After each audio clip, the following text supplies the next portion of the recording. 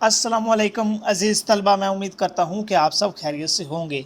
अज़ीज़ तलबा, आज के इस लेक्चर में हम समझेंगे कि जो हमारा उर्दू में बे का ख़ानदान होता है, जिसमें बे है, पे है, ते और टे और से हैं, इनको दूसरे हरूफ तहज्जी होते हैं, उनके साथ मिलाकर लिखने का क्या तरीका होता है। तो स्टूडेंट्स, इस सिलसिले में मेरे पास मास्टर की 604 मास्टर उर्दू 604 नंबर ये मार्कर है, और उसके अलावा मेरे पास एक लेड मार्कर है। इसको मैं आपको लिखने का जो एंगल होता है उसके बारे में आपको बताऊंगा। आप कोई भी मार्कर, कोई भी पेन, पॉइंटर, कुछ भी आप यूज़ कर सकते हैं। तो स्टूडेंट्स, चलते हैं अब हम अपने लेक्चर की तरफ। तो इस सिलसिले में सबसे पहले हम समझेंगे कि जो हमारा खाली बे होता है उसको लिखने का क्या तरीका है, क्योंकि अगर हम खाली बे को लिखना ना समझ सके तो आगे हम जो दूसरे अल्फाज हैं उनके साथ मिला कर लिखना ये हमारे लिए मुश्किल होगा। तो सबसे पहले हम बे लिखते हैं।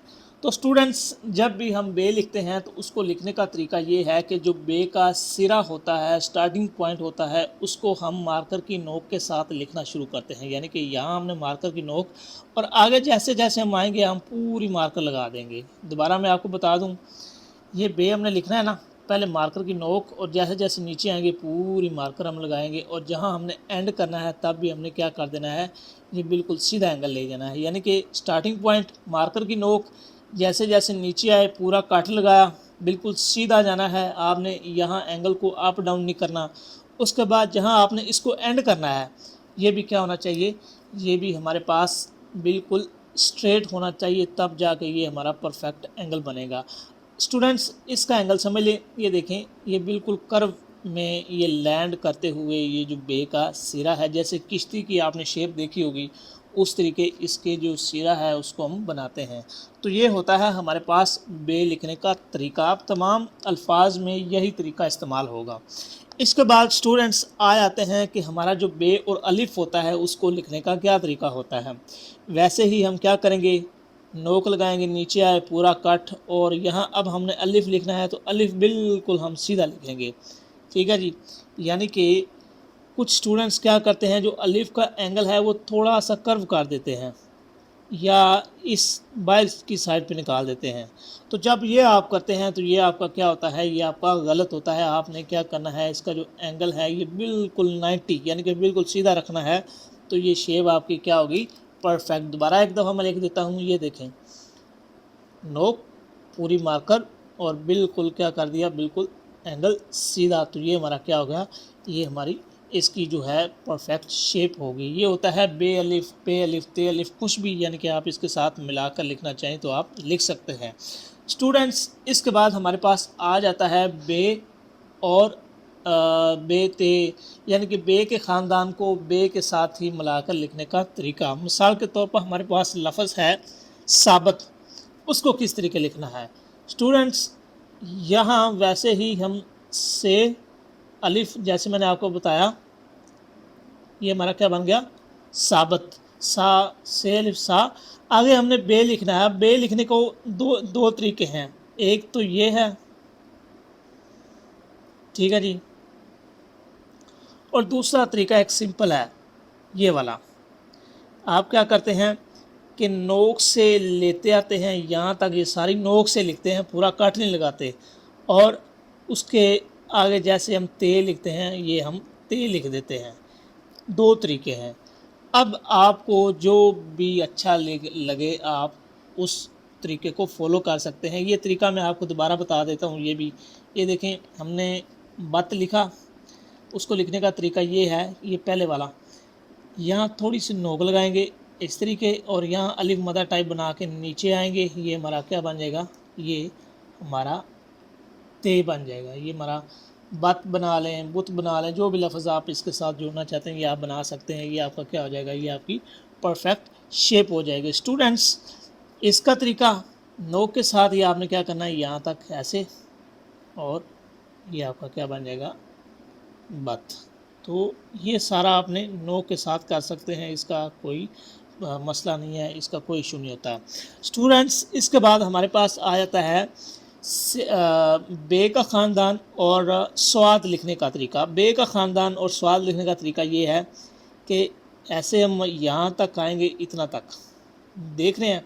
यानी कि कुछ स्टूडेंट्स क्या करते हैं, ये जो बे है ना, ये इस तरीके बना देते हैं, फिर इस तरीके आते हैं और ये बे और स्वाद ये इनको इकट्ठा कर देते हैं। ये इस तरीके बिल्कुल गलत है। आपने क्या करना है, जो हमारा बे है वो आपने सिर्फ इतना बनाना है, ठीक है जी। उसके बाद आपने स्वाद को साथ आपने जोड़ देना है। मैं अब आपको कट मात्रा के साथ बताता हूँ कि कैसे होगा। ये देखें, बे हमने ऑलरेडी लिखा हुआ है, अब इसके साथ हमने स्वाद को जोड़ना है। तो स्वाद का मैंने तरीका आपको बताया हुआ है इस तरीके, बस ठीक है जी। आगे आपने स्वाद को जोड़ना है, ये देखें, ठीक है। अब मैंने यहाँ दो काम किए हैं।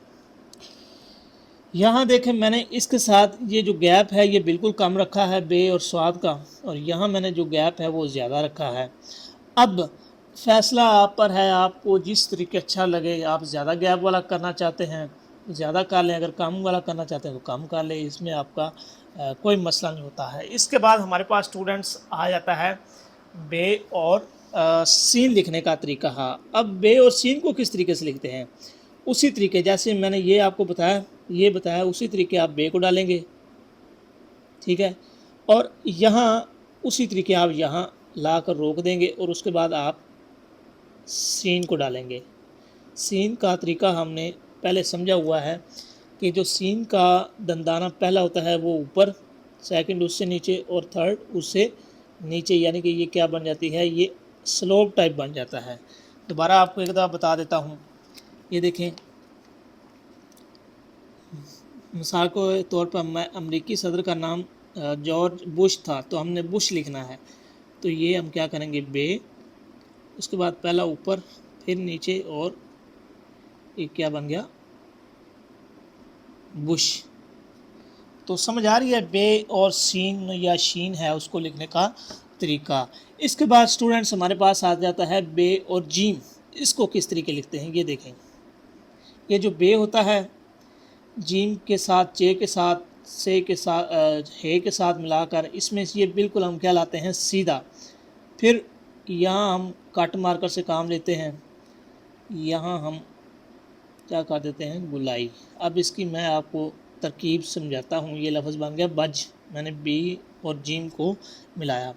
आपने क्या करना है कि ये बे होता है, जब भी उसको थोड़ा सा कर्व एंगल देना है, उसके बाद आपने ये बिल्कुल सीधा, ये दोनों क्या हों, ये दोनों इक्वल हों।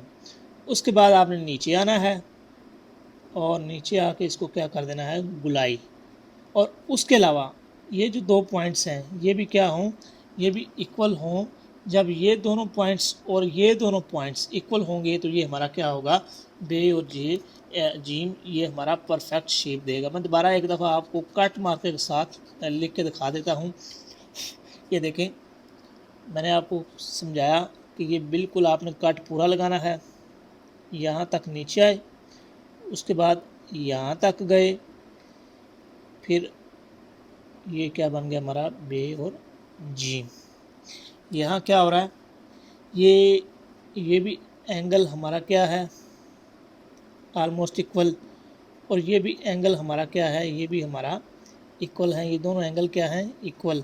तो ये जब दोनों एंगल इक्वल होंगे तो ये हमारे क्या होगी, परफेक्ट शेप। इसके बाद हम आ जाते हैं बे और जो तोएं जोएं होती है उनके साथ मिलाकर लिखने का तरीका। स्टूडेंट्स ये देखें, ये बे हमने वैसे लिखना जैसे मैंने आपको यहाँ बताया, ठीक है जी, यहाँ बताया या यहाँ बताया, जैसे आप यहाँ भी लिख सकते हैं वैसे ही आपने बे को बनाना है, ठीक है जी। उसके बाद यहाँ आपने अलिफ टाइप बना देना है, ठीक है, और यहाँ आपने गैप छोड़ देना है, यानी कि बे लहदा अलिफ लहदा।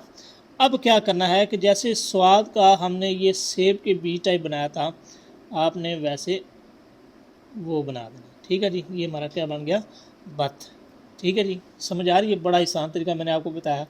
दोबारा देखें, बे, अलिफ और स्वाब के बे टाइम, बस समझ आ रही है। ये स्टूडेंट बे तोएं और बे जोएं लिखने का तरीका। इसके बाद हम आ जाते हैं बे और हमारा जो नून होता है उसको लिखने का तरीका। स्टूडेंट्स अब देखें, इसमें सबसे आसान तरीका ये है, आप यहाँ वैसे बे और पूरा कट और यहाँ आके रुक जाएं। समझ आ रही है? इसमें ये देखें, ये गैप समझे, ये देखें, ये ऊपर है और ये नीचे है। मैं दोबारा आपको एरो बना के दिखाता हूँ। ये पॉइंट कहाँ है? यहाँ। और ये पॉइंट कहाँ है? यहाँ। ये ऊपर है, ये नीचे है। जब भी बे और नून या इस तरीके के गुलाई वाले अल्फाज इनके साथ मिलाते हैं तो ये आपने ऊपर रखना है और ये नीचे रखना है। मिसाल के तौर पर मैंने लिखना है बे और नून, ये मैंने शेप बनानी है, उसके बाद यहाँ ही मैंने गुलाई शुरू कर देनी है। बन। समझ आ रही है? ये बन। आगे मैं दोबारा यही लफ्ज़ लिखता हूँ, ये देखें, बे ऊपर, उसके बाद नून, बन। तो ये हमारे पास बे और नून लिखने का तरीका होता है। स्टूडेंट, इसके बाद हम लिखते हैं बे और बड़ी ये को। अब उसको लिखने का क्या तरीका है? ये बिल्कुल इस तरीके हम आएंगे, जैसे आप सपोज़ कर लेंगे यहाँ हमने लिखा, थोड़ा सा ऊपर से बैंड देंगे, आगे हम बड़ी ये लिखेंगे। बड़ी ये लिखने का तरीका ये आपको बताया हुआ है अलहदा वीडियो में, कि जैसे जैसे आप ऊपर जाएंगे इसको क्या करेंगे, ऊपर उठाते जाएंगे। ये हमारा क्या बन जाएगा? बड़ी ये। दोबारा यहाँ ऐसे लाइन के ऊपर, और जैसे जैसे ऊपर जाएंगे इसको हम ऊपर उठाते जाएंगे। ये हमारा क्या बनेगा? बड़ी ये। तो ये होता है हमारे पास बे और उसके साथ बड़ी ये लिखने का तरीका। उसके बाद स्टूडेंट्स हमारे पास लास्ट में रह जाता है बे और दाल लिखने का तरीका। अब ये देखें कि हमने लिखना है बदहाल। ये ऐसे हम बे, जैसे मैंने आपको बताया, उसके बाद आपने क्या करना है, सिंपल दाल डाल देनी है। ये तरीका क्या है? बिल्कुल आसान और इजी। हमने लिखना है लफ्ज़ बदहाल। तो ये क्या बन जाएगा हमारा? बदहाल। दोबारा ये जैसे हमने सीखा हुआ है बद, ये बे और दाल। ऐसे आपने लिखना है बे और रे, ऐसे बुरा आपने लिखना है लफ्ज़, ये बे और अलिफ मदा टाइप शेप दे के ये हमारा क्या लफ्ज़ बन जाएगा? बुरा। ठीक है जी। आपने लिखना है तेरा, ते के साथ, ये देखें, वैसे ही वही आप थोड़ा सा यहाँ शेप क्या देंगे, अलिफ मदा टाइप, तो ये क्या बन जाएगी? तेरा। ठीक है जी। उसके बाद आप बे को लिखेंगे हे के साथ, ये देखें, बे। ठीक है जी। लफ्ज़ है हे, उसके बाद तर, बे तर। ये हमारा क्या है? बे। इसमें हमने क्या किया कि ये जो कट है ये हमने पूरा लगाया। ठीक है जी। उसके बाद यहाँ से हमने इसको थोड़ी सी उछाल दी और इसके बाद हमने तेरे इकट्ठा कर दिया, बेहतर। ठीक है जी। स्टूडेंट्स, ये हमारे पास कुछ तरीके होते हैं जो हमारा बे होता है, इसको उर्दू के जो दूसरे हरूफ तहजी होते हैं उनके साथ मिलाकर लिखने का तरीका। तो आज के लिए इतना ही। अगर इस लेक्चर में किसी स्टूडेंट को किसी पॉइंट की समझ आई हो, या वो कमेंट सेक्शन, या वो किसी पॉइंट पर मज़ीद रहनुमाई लेना चाहता हो, तो कमेंट सेक्शन में कमेंट करके इस पर मज़ीद रहनुमाई ले सकता है। शुक्रिया।